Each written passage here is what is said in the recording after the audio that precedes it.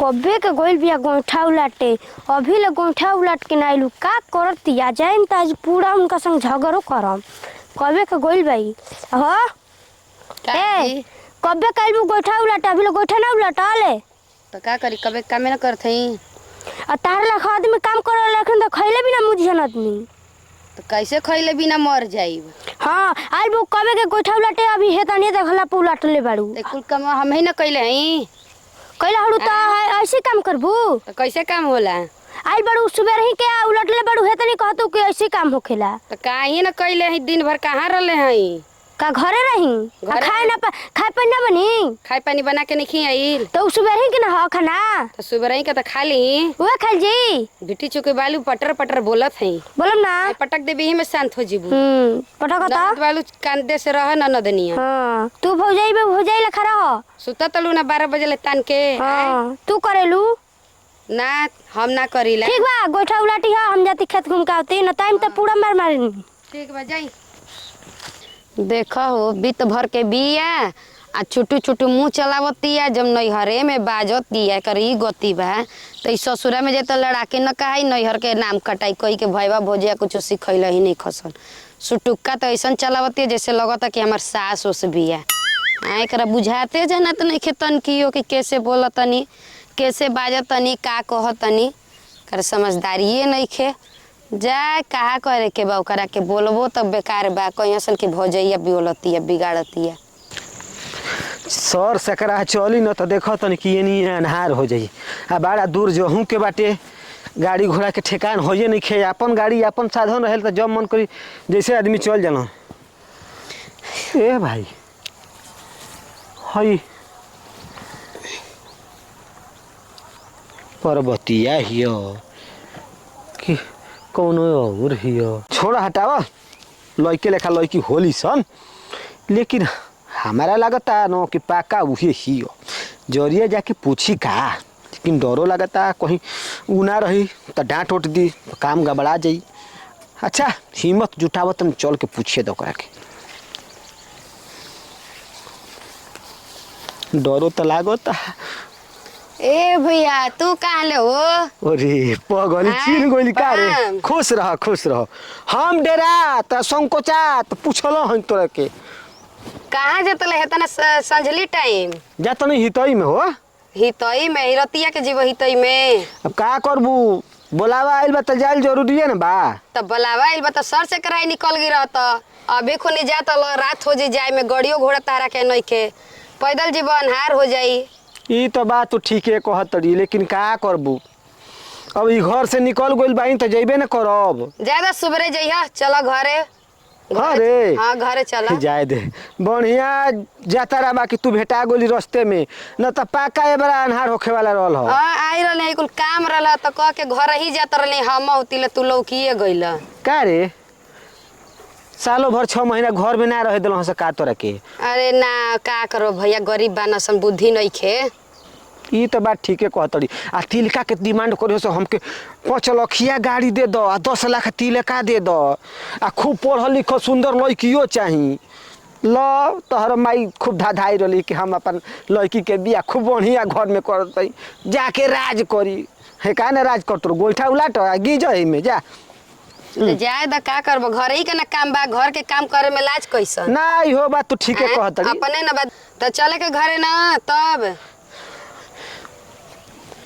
घरे चलबू हां त का सांझ हो त कहां जेबो तरी 5 मिनट बैठ के बढ़िया से सर समाचार को ले बैठ जान तरी घरवा जोल जी आ त बढ़िया से सर समाचार करे के भेटाई कि ना भेटाई आ कितना दिन पर तू हमरा से भेंट मुलाकात भइल बा बैठ और कुछ समाचार बताओ घर दुआरे के समाचार घर दुआर के सब बढ़िया बा हो तारो माई बाबू के समाचार ठीके बा अपने घर दुआरे कुल बताओ हां हमरो लोग लइका मेहरारू सब ठीक बनस हां आ तू अपन समाचार कर अरे सब ठीक बा का करबे एगो खेत खन ननद बिया दिन भर कपार दुखवावत रहेले ए त कोनो चिल्लात रहेले एतना चढ़बा किन बिया शादी बियाह करवा के ओकरियत बा अरे कहाँ ले शादी बियाह कर दे शादी बियाह पैसा रही तबे न तिलको दहेज न बा हां रे यो महंगा ठीके कहती पढ़ल लिखल ही हो ना पढ़ल नहीं है पढ़े के कहब तो उधर कॉपी किताब फेंक के झगड़ा लड़ाई करे ले ऐसा नहीं तो ना तब का कपार दुखवा गई ये क्या भयनो से भौजी बाजत बतियावती रहेले। रे भौजी का जी हाय क्या हो हाई के ह हाँ? आदमी हूँ औरी के चिन्हत नहीं खी। हाय हिनका ले बतियाव तो कहत हो आदमी हवन हमार गांव घर के भैया हुआ जात रहल हिताई में त हे जे बतिया रहे तैजे भेटा गेलो त का करी। अब कोई देखी तो का कही हो कि एगो आदमी ले बतियावतिया तब देखी त का करी गलती थोड़े सोची अपन बाबू भाई ले बतियाव तनी। रुक जाके भैया ले कहते रुक तो हाथ तू खाली बतियाव। भैये भाग रहे ना ना, भैये से कहत तू रहलू। बतियाव खाली। अपने घूमत लू गांव घर त ना भैया तार हम बोले खेत घूमे गई रही आ तू बतियावे की तब बतियात त जा कहना द भैया ले कोनो गलती बतियाव तनी। जाके कहबे करम भैया वो देखो ना के कर ले बतियावतई हां त जा तारा जी कहे। बतिया कुछ कामे रह गेल हाँ। लड़बू ना ते मन सो मत जाके कर। कहते भाई रुक हां जाई जाई जाई अरे बाप जाई। रे तब दे कहीं के भी हो छटंकी भर के अरे बड़ी लड़ेले भैया जान जा त कपार दुखवा घली जाए तो का करब अपन शिकायत के करा ले कहबो ससुरा न हके तो न त। ज्यादा तनी में सहले रहबू ना तबे हां ई से सहिला एगो बिया शादी क के हटा देवल जी। ओकरा बाद तो दुख ओरिये न जाई। हाँ बड़ी शासन चलावेले कपार दुखवा घली। ठीक है बाहो का कहले है तोर मोबाइल अपने है हाँ कुल अपने कुल अबे पसार उसार के जात रही घर साँझ होता किरण डूबता सोचल कदी खानो पनिया ना बनावेले घरवा न जनल। अरे तो ओकर घरवा वाला सहकवले हुइया सा ऐसे ना बना हाँ भाईवा के दुलार में बिगड़ रहेले एकदम कपार दुखवैले रहेले भाईवा जौन कही तौने करी भाईवा कही के ऐसे चल वैसे हमारा संगे दिन भर बाजत रहेले। तोर संगे हाँ दिन भर बाजेले। कौन सरवा हो कि हमारा मेहरारू से बतियावता कैसे ओकर हिम्मत पड़ल हो। हमार मेहरारू तोरा के तो हमारा छोड़म ना ई गोबर पाथे आवतिया आय रुक जो ई न करला कि है कुल जगह जमीन है तना खाली बा एकर में अमरूद के पेड़ लग जाई जामुन के पेड़ लग जाई तो पूरा एकदम बढ़िया न लागी हो। आ पेड़वा के पैसा अरे। तहर बाबू दिह करे बस हमारे मेहरारू से कैसे तू बतिया के हिम्मत पड़ल हो रे हैं का है तू कौन हवे कहाँ के हवे कैसे आइले बोल का रे अरे तो पहले बात सुनी पहले चिन्ही पहले बस हो ध्यान गया। से। फिर से हम चिन्ह रे हम चिन्हत नहीं के बुझाता कि लभर हो हैं अरे दिमाग मग नहीं है आपके पास। दिमाग हो हमारा पास लेकिन तोरा पास नहीं खे मैंने हमारे में पूछी कौन राजा कमी जी करे नहीं आई के कपार पे चढ़ जानी क्या कला सजी आपसे। देख जब फ्रंट पर पकड़ ले बनी तो तोर एको बात अभी सुनम ना तो का फ्रंट पे पकड़ ले का फ्रंट पकड़ पर ले? पकड़ ले बनी कि तू दूसरा से बतियावत रही हम तोरा के पसंद नहीं खी तो है जाने का तो घर में भाइयों बाप से बतियावल विपत कइले बड़ा जाए भाई बाप तो हमारे भैया हुआ चिन्हत नहीं खा मार देता ला तुरंत बिना दिमाग के बहनिया तार जाके कलसिया का। हाँ उहे तो वो तो गलत दिन भर है गाँव घूमे कोई से बोल बतियाला तो सब गलते बा। जैसे ने बहिन वैसे ने सारा हाय भैया ऐसा रहा हम चिन्हत है नहीं कि तोर भाई कहाँ से रे गांव घर के है ना तो गाँव घर के ना हुआ अब भेटा गोल सर समाचार होखे लागल हो हम ना जानी कि खदे जन चाचा एकदम साफा खोरजंग दामाद खोजले बनू हां मल उनकर रुपया पैसा डान न बा ए महाराज गाड़ी धमक अरे कुल ऐसने परिवार है कुल ऐसने परिवार भैया बहनिया का सुनिया हम सब बहन की रात भर जे रहब अनहार होता तो अब का रहब करे तोर दादी मोरो तो तोरा पहले ना बतावे के चाही रे पूछब तब ना बहन जाके सहका दिए तू चलिए कपार पे चहग जीब। ठीक बा बच्ची हम जानता ही अरे ना भैया रुका रुका रुका नहीं चिन्हले और सुनो सुनले बानी न कि भाई के भक में और दूसरो आ जाना तो लबर हो तो ना बुझाला हम उहे समझ के तो मरले हई घरवा रहत को त ना जानत को कि कातना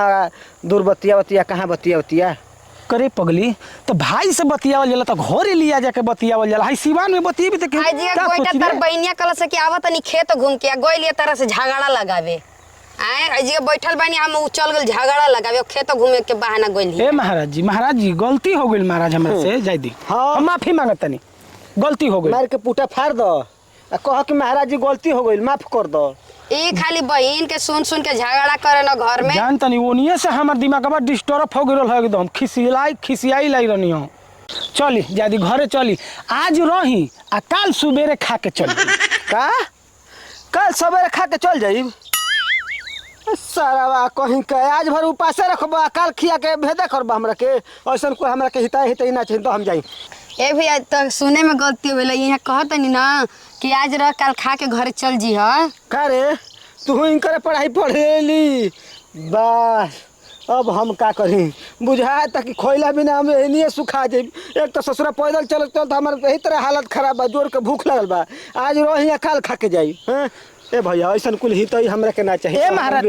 सुनी दा सुनी हमार आज उपासे रखबा, काल तू खियब, जब हम मरिए जाई त का खाई घंटा। ना महाराज हम उपासे रह के कहाँ रो रहे के कोनी हो। हाँ। रोना तो खाली समझे में गलती हो गई हो। हमारे कहे के मतलब कि ए बेरा रोरा खा पी के आराम से सूती आ सुबेरे गाड़ी धके चल जाई। हाँ तो ऐसे कह तो कि आज भर रही काल खा के जाई। ऐसे ना कहाला, उ जैसे हम कोनी हो वैसे ही कहाला, लेकिन आदमी के समझे में फेर आवेला। चले चले।